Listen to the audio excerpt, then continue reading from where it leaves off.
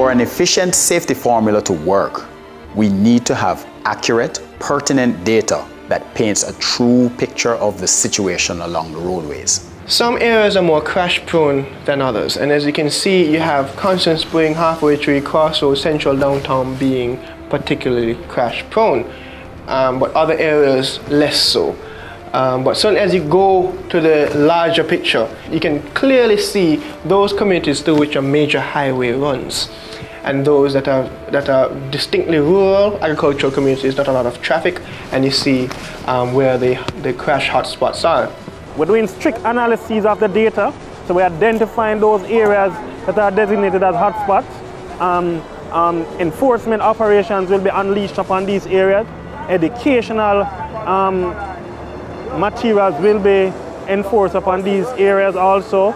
And we're looking at how is it we can also make the traffic environment itself safer for all road users so that we can reduce the levels of injuries within a traffic environment.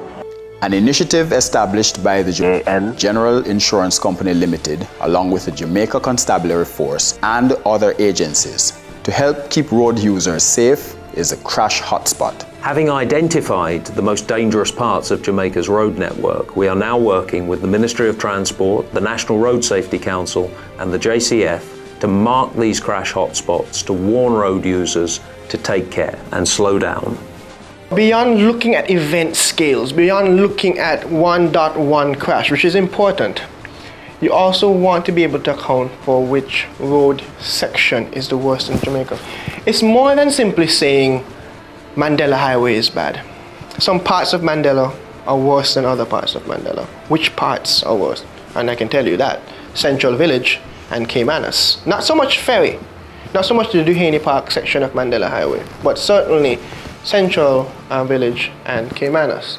In the case of Spanish Town Road in the vicinity of Majestic Gardens, Spanish Town Road in the vicinity of Riverton are particularly bad.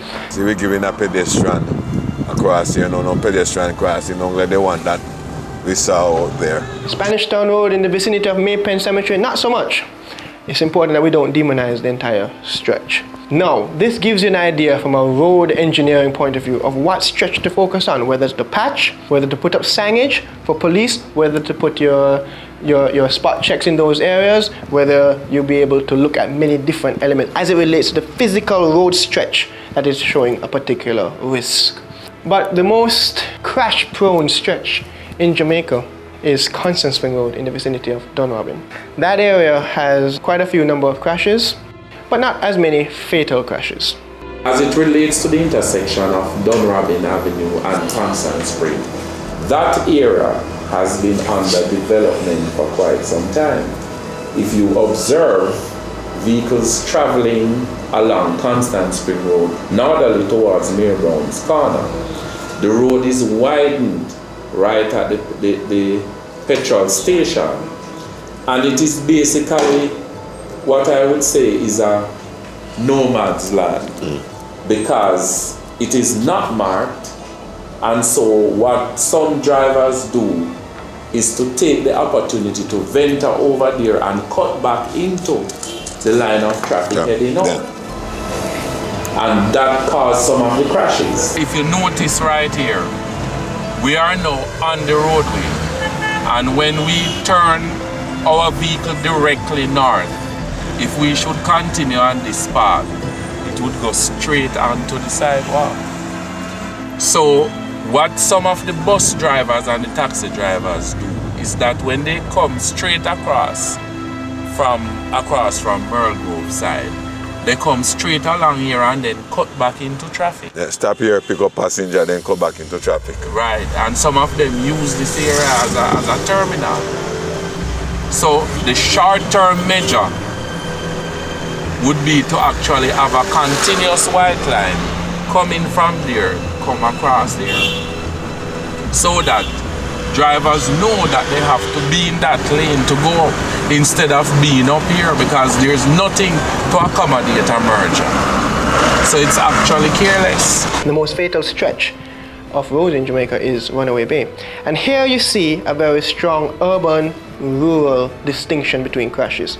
Urban areas have more crashes. but rural areas have more fatal crashes.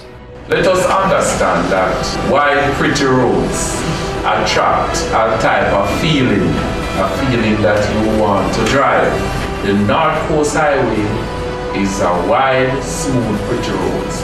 But I just want to bring in a mix, something which the police have highlighted and some members of the public have highlighted. We have long stretches of road with continuous white line, right? With persons being unable to overtake based on that. And that caused some level of frustration for some of the drivers. There are areas where persons can be allowed. Because remember now, when a person is traveling from Kingston to Montego Bay, that's 114 miles, right? Or almost 180 kilometers. A person, we encourage persons driving within a reasonable speed limit. But let's face it, to drive at 20 or 30 miles per hour behind a large truck that is going there, you know, it will cause some level of frustration. Yes, because what the people are saying, and I drive there and I notice it. Sure. Where they have the line to overtake, you can overtake because it almost corner. And where you have the long stretch of road, you have continuous white line. I think that there must have been some laps. Yes, some laps. We know those who mark the road. So we're going to recommend to NWA to have a look. This is important, certainly in the rural areas, as to how to put up road crossing signs, school area signs, which are able to define when a major highway crosses a community. We can use this information to determine and correlate the residents in a community or the business activities in a community and help inform them as to what their crash exposure is like, have them take precautions, have them take remedial measures, all with an aim towards addressing the local crash problem in their communities. A critical thing that we are looking at is to ensure that our environment itself is safe for all road users, safe for pedestrians, so that they can walk freely within the environment without any form of threats, imbalances, etc. It's important to understand that the national picture of road safety is very different from the local picture of road safety. What happens in Kingston and St. Andrew may not necessarily be what's happening in Hanover. What's happening in Lucy may not necessarily be the same thing that's happening in Hopewell. Over the 10-year period of this study, we have observed that different parishes have different experiences as it relates to road safety. Some get better, some get worse. These give you an idea as to what's working and what's not. This gives an idea of where to put your resources and where to not.